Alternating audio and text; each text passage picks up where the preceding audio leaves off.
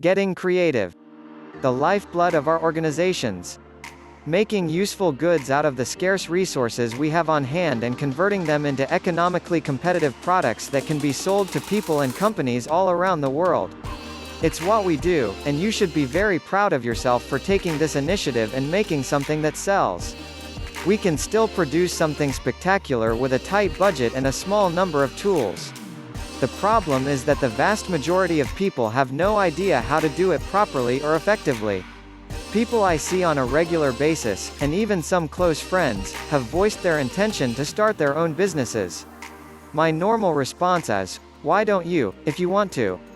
Apart from not having enough resources, the most common answer is that they are unable to do so because they are unsure of what to sell.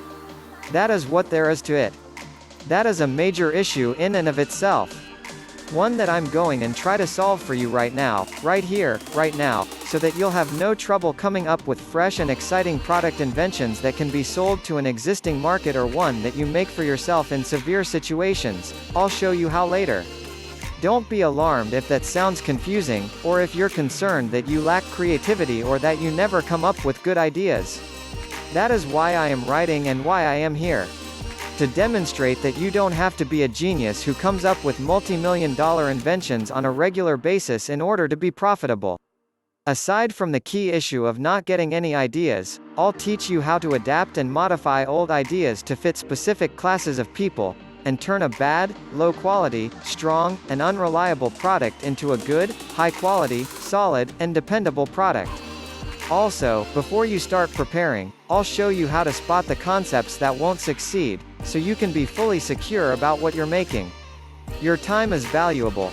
Let us not spend it on irrational or ineffective pursuits. Now I'm hoping that this will inspire you, and that you'll be daydreaming about what you can make the whole time you're reading this.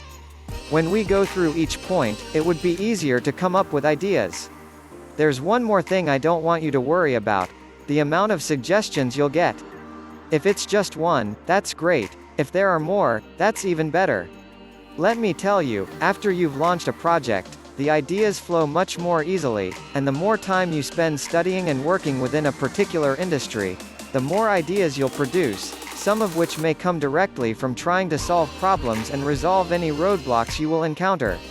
To be honest, I started writing down the outline for this part of the course and what I wanted to discuss last night, but I had to pause halfway through because new ideas kept popping into my head.